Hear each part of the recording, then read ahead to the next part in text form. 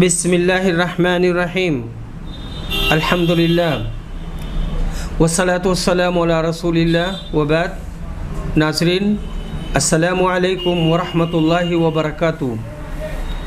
ہماری بات چل رہی تھی یہ سورہ مائدہ کی یہ جو آیت ہے، یا ایھا الرسول بلغ ما انزل الیک من ربک وان لم تفعل فما بلغت رسالتہ۔ اس کی شرح میں لکھتے ہیں اس باب سے غرض امام بخاری کی یہ ہے کہ اللہ کا پیغام یعنی قرآن غیر مخلوق ہے، لیکن اس کا پہنچانا، اس کا سنانا یہ رسول کریم کا فعل ہے۔ اسی لیے اللہ نے اس کے خلاف کے لیے وَإِن لَمْ تَفْعَلْ میں فعل کا صیغہ استعمال کیا۔ قرآن مجید کا غیر مخلوق ہونا امت کا متفقہ عقیدہ ہے۔ عائشہ رضی اللہ عنہا کا قول ان لوگوں سے متعلق ہے جو بظاہر قرآن کے بڑے قاری اور نمازی تھے، مگر حضرت عثمان کے باغی ہو کر ان کے قتل پر مستعد ہوئے۔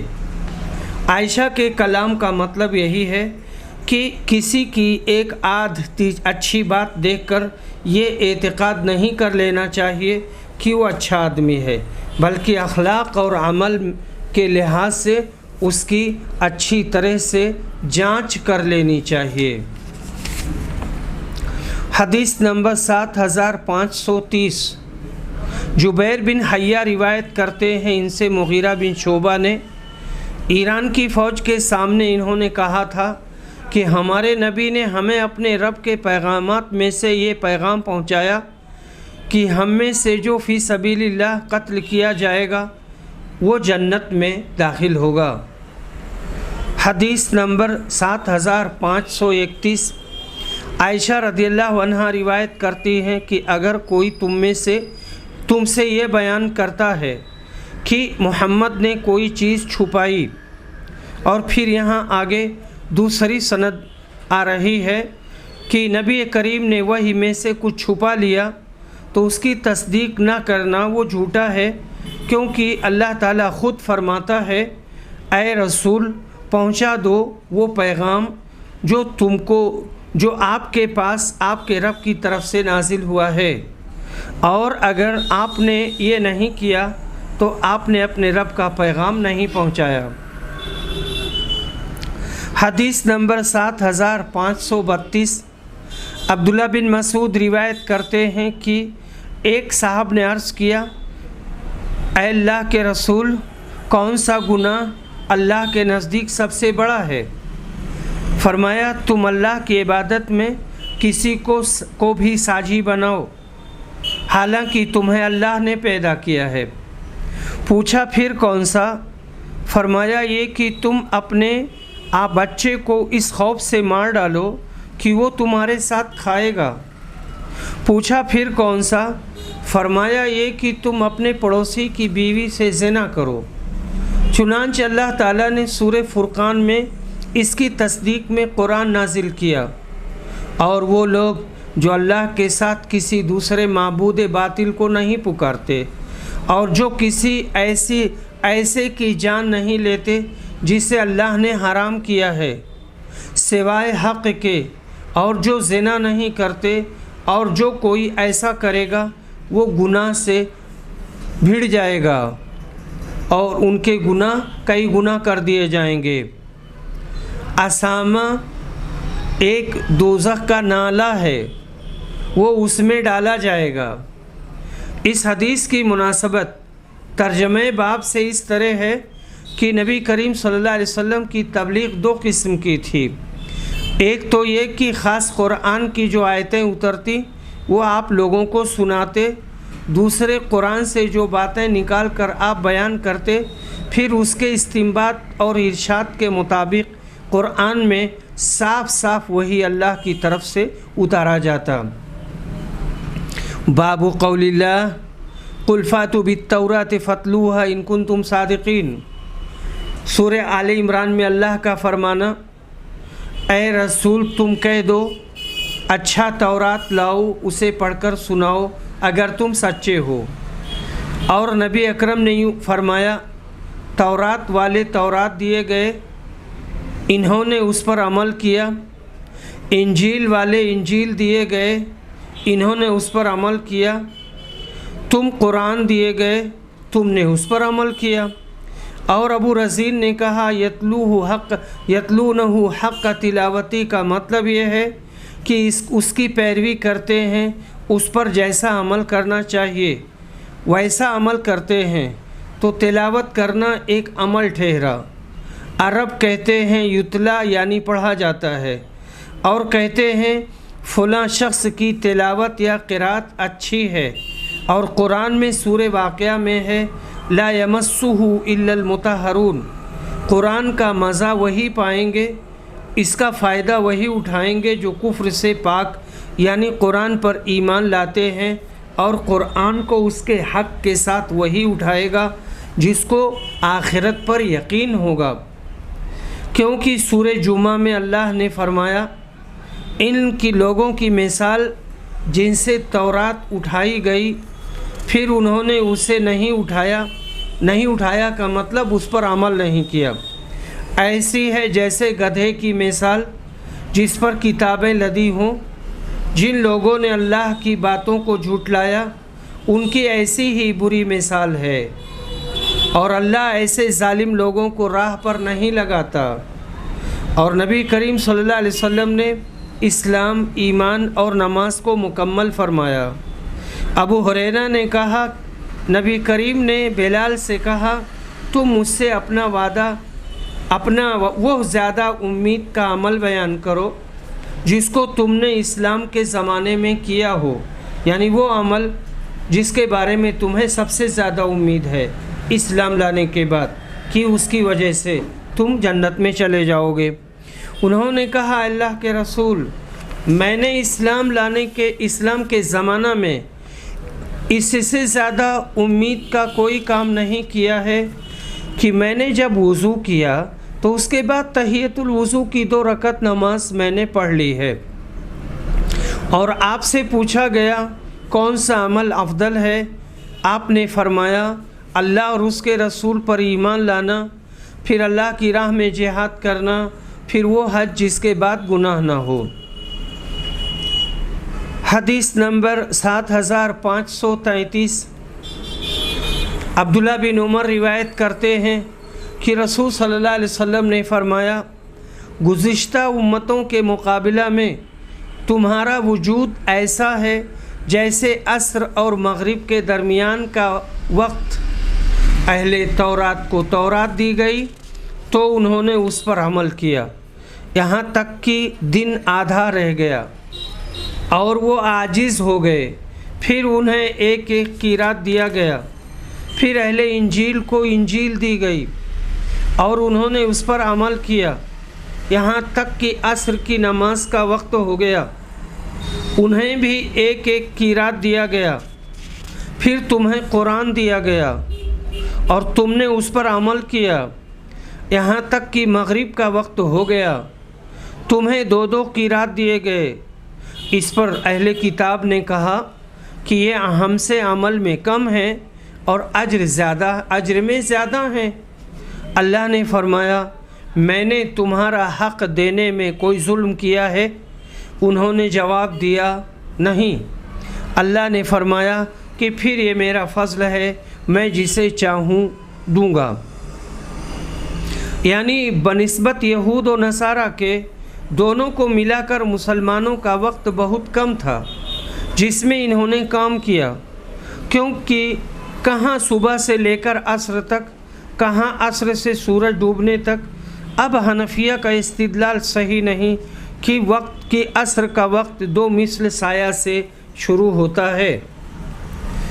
वसम बाबुन सम्मन नबी सल्लल्लाहु अलैहि वसल्लम अस्सलात अमला, नबी सल्लल्लाहु अलैहि वसल्लम ने नमाज को अमल कहा है और फरमाया जो सूरह फातिहा ना पढ़े उसकी नमाज नहीं।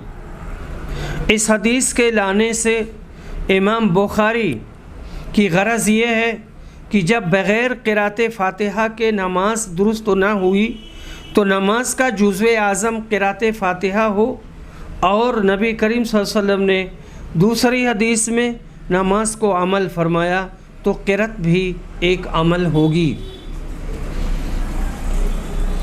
حدیث نمبر 7534 عبداللہ بن مسعود روایت کرتے ہیں کہ ایک شخص نے نبی صلی اللہ علیہ وسلم سے پوچھا کون سا عمل سب سے افضل ہے؟ فرمایا اپنے وقت پر نماز پڑھنا اور والدین کے ساتھ نیک معاملہ کرنا، پھر اللہ کے راستے میں جہاد کرنا۔ باب قولہ ان الانسان خلق ہلوعا، سورہ معارج میں اللہ کے اس فرمان کا بیان، آدم ذات دل کا کچا پیدا کیا گیا ہے، جب اس پر کوئی مصیبت آتی ہے تو آہوزاری کرنے لگ جاتا ہے، اور جب راحت ملتی ہے تو بخیل بن جاتا ہے۔ حدیث نمبر 7535 عمرو بن تغلب بیان کرتے ہیں، کہتے ہیں کہ نبی صلی اللہ علیہ وسلم کے پاس مال آیا اور آپ نے اس میں سے کچھ لوگوں کو دیا اور کچھ نہیں دیا۔ پھر نبی صلی اللہ علیہ وسلم کو معلوم ہوا کہ اس پر کچھ لوگ ناراض ہوئے ہیں، تو آپ نے فرمایا میں ایک شخص کو دیتا ہوں اور دوسرے کو نہیں دیتا، اور جسے نہیں دیتا وہ مجھے اس سے زیادہ عزیز ہوتا ہے جسے دیتا ہوں۔ میں کچھ لوگوں کو اس لیے دیتا ہوں کہ ان کے دلوں میں گھبراہٹ اور بے چینی ہے، اور دوسرے لوگوں پر اعتماد کرتا ہوں کہ اللہ نے ان کے دلوں کو بے نیازی اور بھلائی عطا فرمائی ہے۔ انہی میں سے عمرو بن تغلب بھی ہیں۔ عمرو نے بیان کیا کہ نبی صلی اللہ علیہ وسلم کے اس کلمے کے مقابلہ میں لال لال اونٹ ملتے تو اتنی خوشی نہ ہوتی۔ باب ذکر نبی صلی اللہ علیہ وسلم و روایتی ہی عن ربی، نبی اکرم کا اپنے رب سے روایت کرنا، نبی کریم صلی اللہ علیہ وسلم کا اپنے رب سے روایت کرنا۔ حدیث نمبر 7536 انس بن مالک انصاری روایت کرتے ہیں کہ نبی صلی اللہ علیہ وسلم نے اپنے رب سے کہا، اپنے رب سے روایت کیا کہ اللہ پاک فرماتا ہے جب بندہ مجھ سے ایک بالشت قریب ہوتا ہے تو میں ایک ہاتھ اس سے قریب ہوتا ہوں، اور جب بندہ مجھ سے ایک ہاتھ قریب ہوتا ہے تو میں اس سے 2 ہاتھ قریب ہوتا ہوں، اور جب وہ میرے پاس پیدل چل کر آتا ہے تو میں دوڑ کر آ جاتا ہوں۔ حدیث اور باب میں مطابقت ظاہر ہے، غرض یہ ہے کہ اس کے عمل سے کہیں زیادہ ثواب دیتا ہوں۔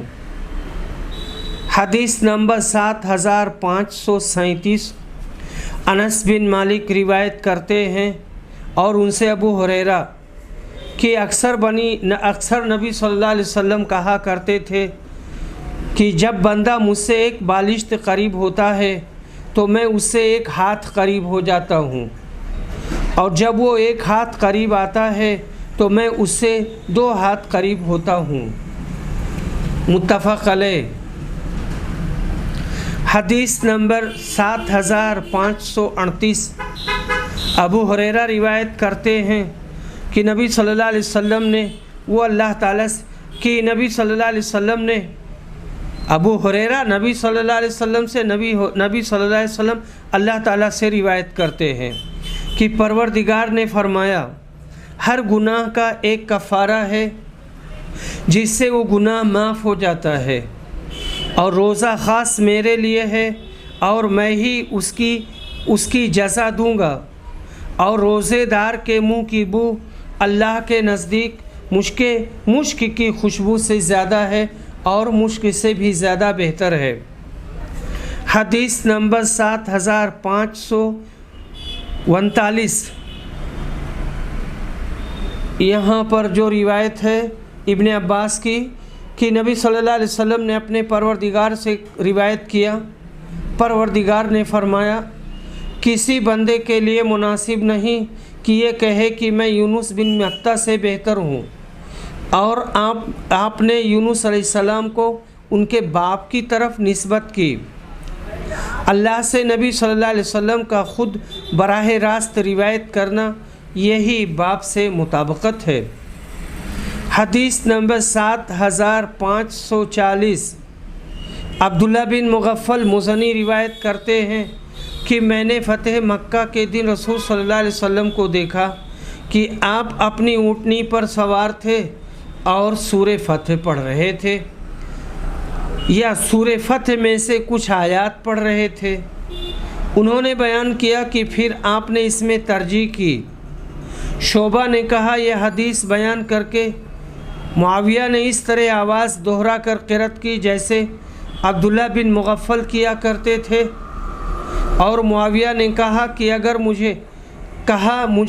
مجھے اس کا خیال نہ ہوتا کہ اللہ تمہارے پاس جمع ہو کر ہجوم کریں گے تو میں اسی طرح آواز دہرا کر قرأت کرتا جس طرح عبداللہ بن مغفل نے نبی کریم صلی اللہ علیہ وسلم کی طرح آواز دہرانے کو نقل کیا تھا۔ شعبہ نے کہا میں نے معاویہ سے پوچھا ابن خطل کیوں کر آواز دہراتے تھے؟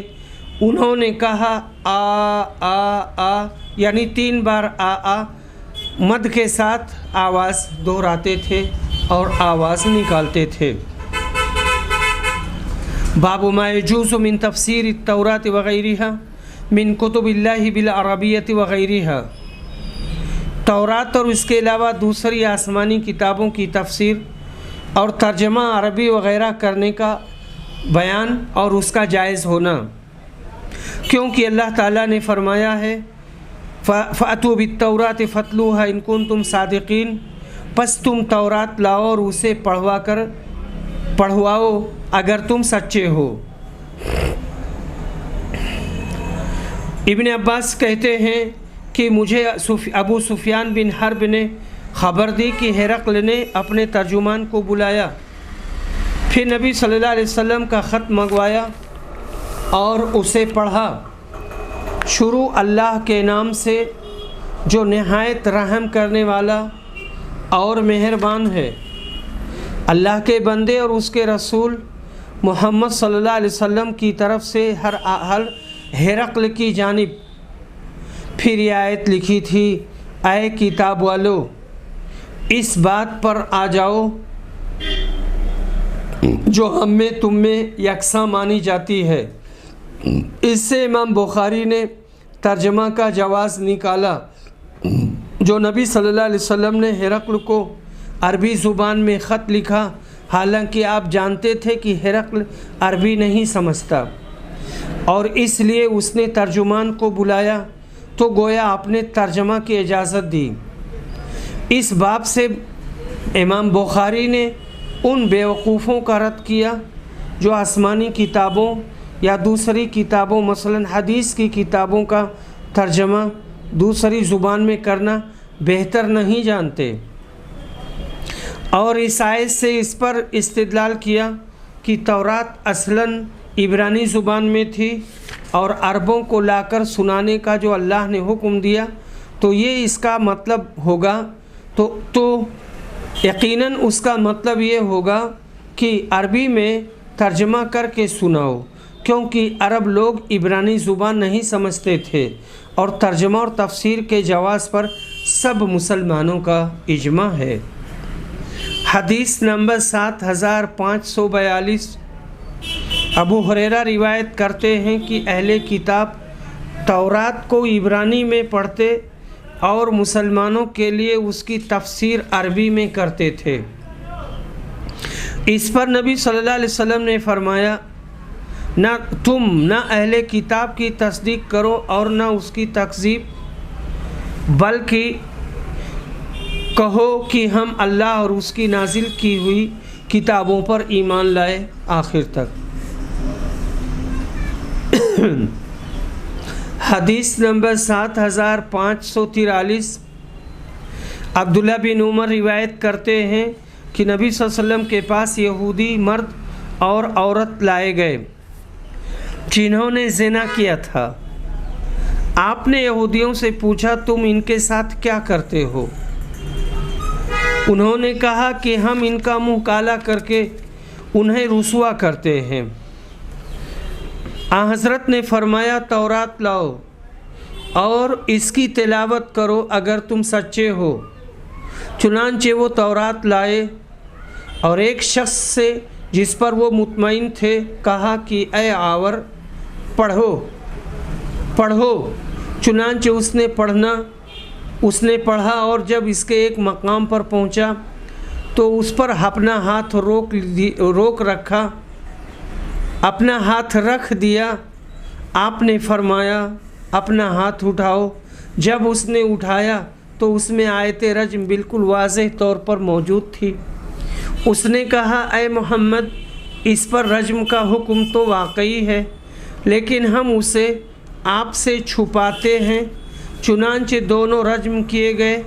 मैंने देखा कि मर्द औरत को पत्थर से बचाने के लिए उस पर झुक रहा था। बाबो कौली नबी सल्लल्लाहु अलैहि वसल्लम अल-माहिरु बिल कुरआन मअल किरामिल बररा ज़य्यिनुल कुरआन बिअस्वातिकुम। नबी सल्लल्लाहु अलैहि वसल्लम के इस फरमान का बयान, कुरान का जयीद हाफिज़ क़यामत के दिन लिखने वाले फ़रिश्तों के साथ होगा जो इज़्ज़त वाले और अल्लाह के ताबेदार हैं, और ये फरमाना कुरान को अपनी आवाज़ों से ज़ीनत दो। कुरान मजीद को फसाहत व बलागत के साथ जानने और अल्फाज के साथ उसके मानी व मतालिब को समझने और अच्छी रिक्कत आवाज़ से उसको पढ़ने,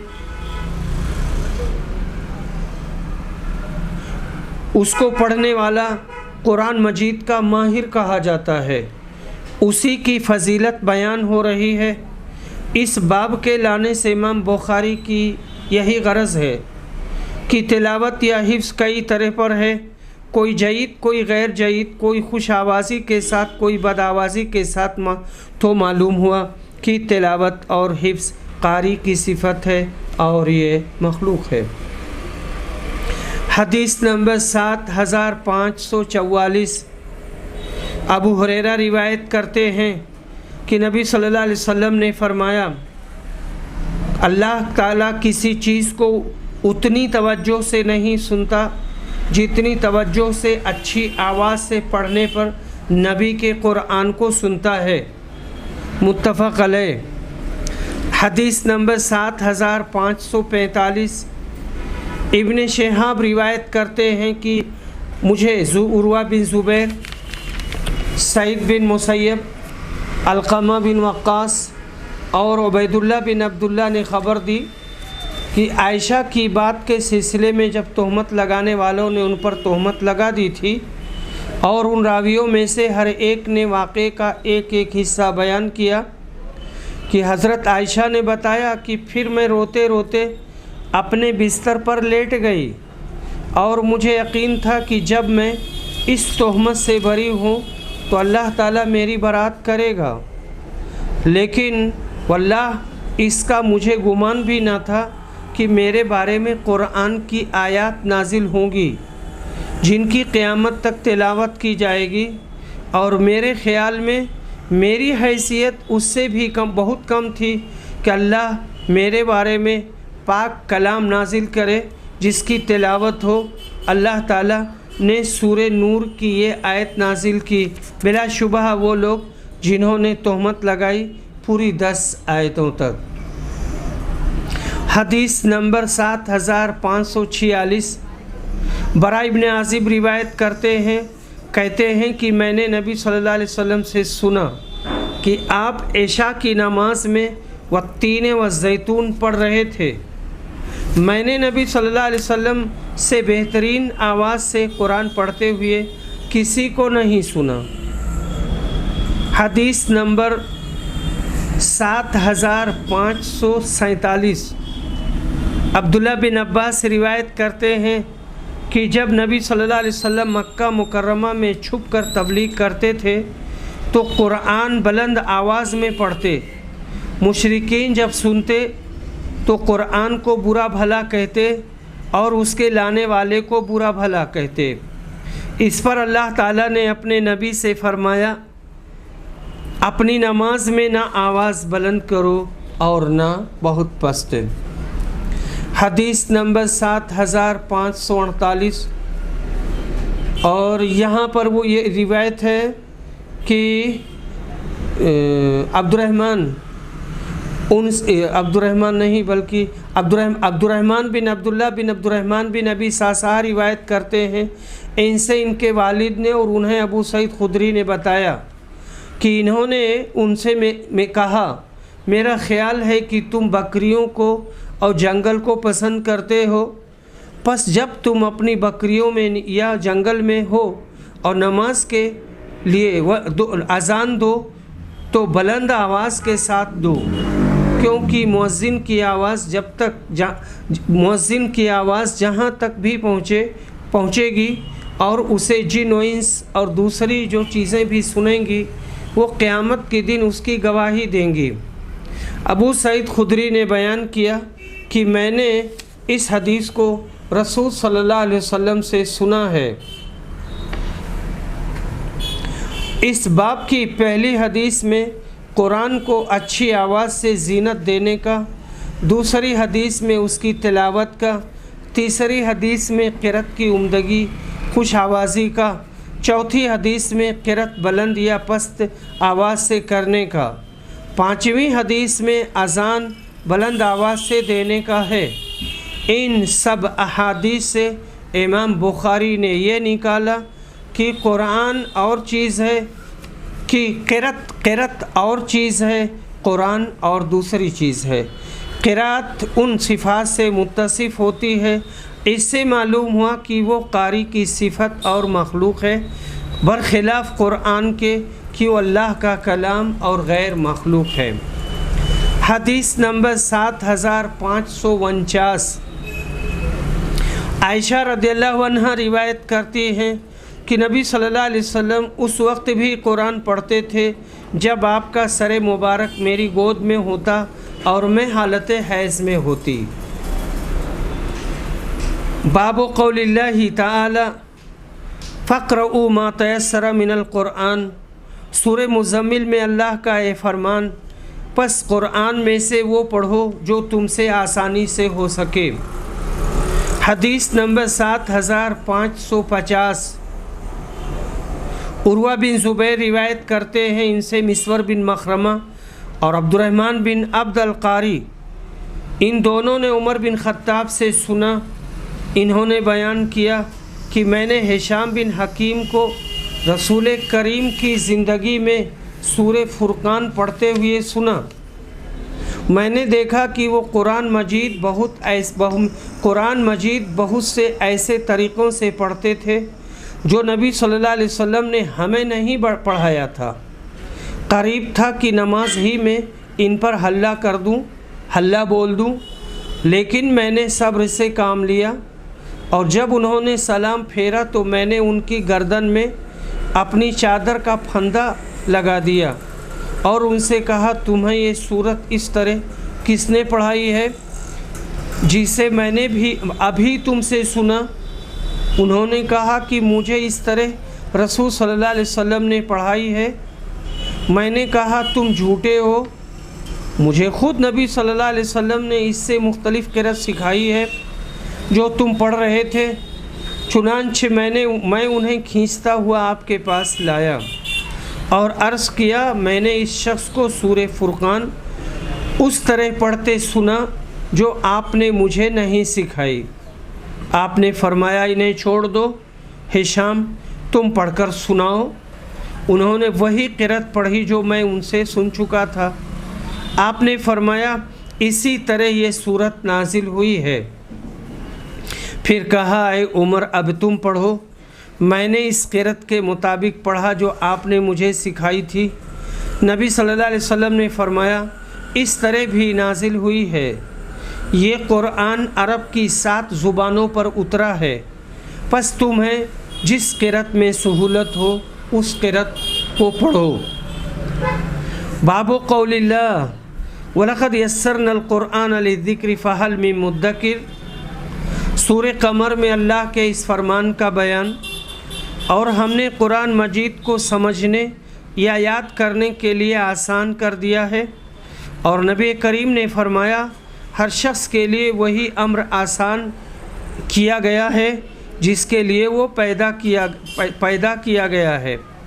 میسر यानी तैयार किया गया, आसान किया गया। मुजाहिद ने कहा यस्सरनल कुरान बिलिसानिक का मतलब ये है कि हमने उसकी क़िरत को तेरी ज़ुबान में आसान कर दिया, यानी उसका पढ़ना तुझ पर आसान कर दिया। और मतर अल-वर्राक़ ने कहा वलक़द यस्सरनल कुरान लिज़्ज़िक्रि फ़हल मिन मुद्दकिर का मतलब यह है कि क्या कोई शख्स है जो इल्म कुरान की ख्वाहिश रखता हो फिर अल्लाह उसकी मदद न करे। हदीस नंबर 7551 इमरान रिवायत करते हैं कि मैंने कहा अल्लाह के रसूल फिर अमल करने वाले किस लिए अमल करते हैं? आपने फरमाया हर शख्स के लिए उस अमल में आसानी पैदा कर दी गई है जिसके लिए वो पैदा हुआ है। हदीस नंबर 7553 7552 अली बिन अबी तालिब रिवायत करते हैं नबी सल्लल्लाहु अलैहि वसल्लम एक जनाज़ा में थे, फिर आपने एक लकड़ी ली और उससे ज़मीन कुरेदने लगे। फिर फरमाया तुम में कोई ऐसा नहीं जिसका ठिकाना जहन्नम में या जन्नत में लिखा ना जा चुका हो। सहाबा ने कहा फिर हम उसी पर भरोसा क्यों न कर लें? आपने फरमाया हर शख्स के लिए उस अमल में आसानी पैदा कर दी गई जिसके लिए वो पैदा किया गया है।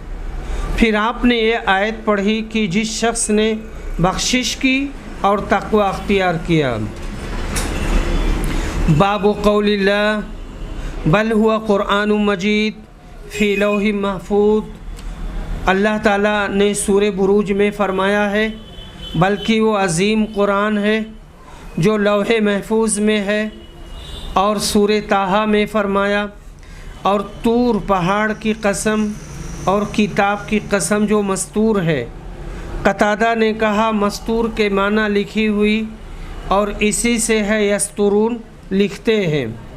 उम्मुल किताब मजमूई असल किताब में ये जो सूरे काफ में आया मा यल्फ़िज़ु मिन क़ौल, इसका मतलब ये है कि जो बात वो मुंह से निकालता है उसके नामे आमाल में लिख दी जाती है।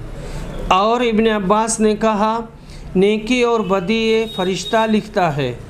युहर्रिफ़ून अल-कलिमा अम मवादिई, लफ्ज़ों को अपने ठिकानों से हटा देते हैं, क्योंकि अल्लाह की किताब में कोई लफ्ज़ बिल्कुल निकाल डालना ये किसी से नहीं हो सकता, मगर इसमें तहरीफ़ करते हैं, यानी ऐसे मानी बयान करते हैं जो उसके असली माना नहीं हैं। व इन कुन्ना अन दिरासतिहिम में दरासता से तिलावत मुराद है, दरासा से तिलावत मुराद है। और आयत ऐसे होगी व इन कुन्ना अन दरासतिहिम। वाइया जो सूरे हक्का में है याद रखने वाला, ताए यहाँ याद रखे। और ये जो सूरे यूनुस में है व ऊहिया इलैया हाज़ल क़ुरआन लिउन्दिरकुम बिही में कुम से खिताब मक्का वालों को है, व मन बलग़ से दूसरे तमाम जहाँ के लोग, इन सब को ये क़ुरआन डराने वाला है।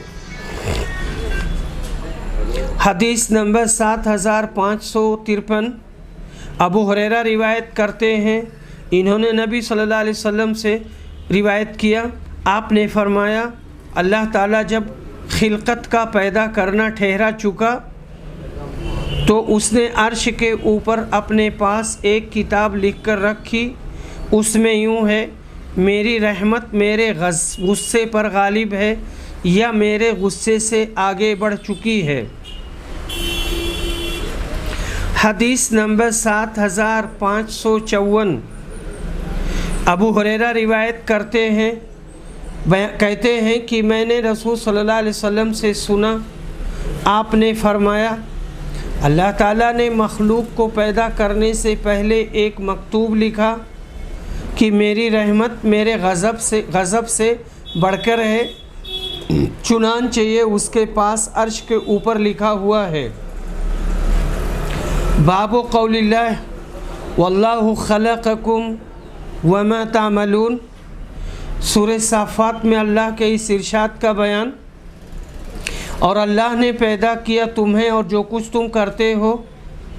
اور سورہ قمر میں فرمایا بلا شبہ ہم نے ہر چیز کو اندازے سے پیدا کیا، اور مصوروں سے کہا جائے گا جو تم نے پیدا کیا ہے اس میں جان ڈالو۔ اور سورہ اعراف میں فرمایا بلا شبہ تمہارا مالک اللہ وہ ہے جس نے آسمان و زمین کو 6 دنوں میں پیدا کیا، پھر زمین و آسمان بنا کر تخت پر چڑھا، رات کو دن سے ڈھانپتا ہے اور دن کو رات سے، دونوں ایک دوسرے کے پیچھے پیچھے دوڑتے رہتے ہیں، اور سورج اور چاند اور ستارے اس کے حکم کے تابع ہیں۔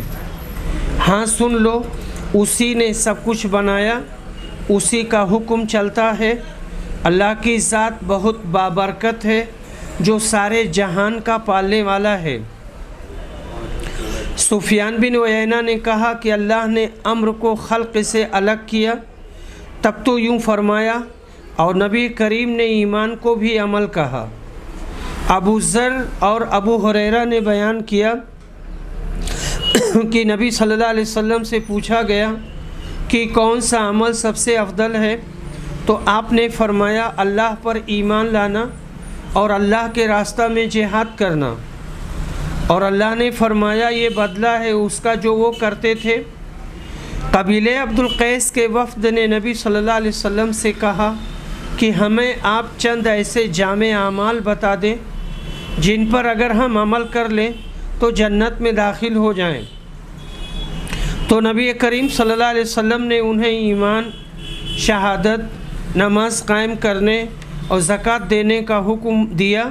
اسی طرح آپ نے ان سب چیزوں کو عمل قرار دیا۔ حدیث نمبر 7555، زہدم روایت کرتے ہیں کہ اس قبیلے جرم اور اشعریوں میں محبت اور بھائی چارہ کا معاملہ تھا۔ ایک مرتبہ ہم ابو موسیٰ اشعری کے پاس تھے کہ ان کے پاس کھانا لایا گیا جس میں مرغی کا گوشت بھی تھا۔ ان کے ہاں ایک بنی تیم اللہ کا بھی شخص تھا، غالباً وہ عرب کے غلام لوگوں میں سے تھا۔ ابو موسیٰ نے اسے اپنے پاس بلایا تو اس نے کہا کہ میں نے مرغی کو گندگی کھاتے دیکھا ہے، اور اسی وقت سے قسم کھا لی کہ اس کا گوشت نہیں کھاؤں گا۔ ابو موسیٰ نے کہا سن، میں تم سے اس کے متعلق ایک حدیث نبی کریم کی بیان کرتا ہوں۔ میں حضرت کے پاس اشعریوں کے کچھ افراد کو لے کر حاضر ہوا اور ہم نے آپ سے سواری مانگی۔ آپ نے فرمایا واللہ میں تمہارے لیے سواری کا انتظام نہیں کر سکتا، میرے پاس کوئی ایسی چیز نہیں ہے جسے میں تمہاری سواری کے لیے دوں۔ پھر آپ کے پاس مال غنیمت میں سے کچھ اونٹ آئے تو آپ نے ہمارے متعلق پوچھا اشعری لوگ کہاں ہیں؟ چنانچہ آپ نے ہمیں 5 عمدہ اونٹ دینے کا حکم دیا۔ ہم انہیں لے کر چلے تو ہم نے اپنے عمل کے متعلق سوچا کہ آپ نے قسم کھائی تھی کہ ہمیں سواری کے لیے کوئی جانور نہیں دیں گے، اور نہ آپ کے پاس کوئی ایسا جانور ہے جو ہمیں سواری کے لیے دیں۔ ہم نے سوچا کہ آپ اپنی قسم بھول گئے ہیں، واللہ ہم کبھی فلاح نہیں پا سکتے۔ ہم واپس آپ کے پاس پہنچے اور آپ سے صورتحال کے متعلق پوچھا اور پوری تفصیل بتائی۔ آپ نے فرمایا میں تمہیں یہ سواری نہیں دے رہا ہوں بلکہ اللہ دے رہا ہے۔ واللہ میں اگر کوئی قسم کھا لیتا ہوں اور پھر بھلائی اس کے خلاف میں دیکھتا ہوں تو میں وہی کرتا ہوں جس میں بھلائی ہوتی ہے اور قسم کا کفارہ دے دیتا ہوں۔ وآخر دعوانا الحمد للہ رب العالمین۔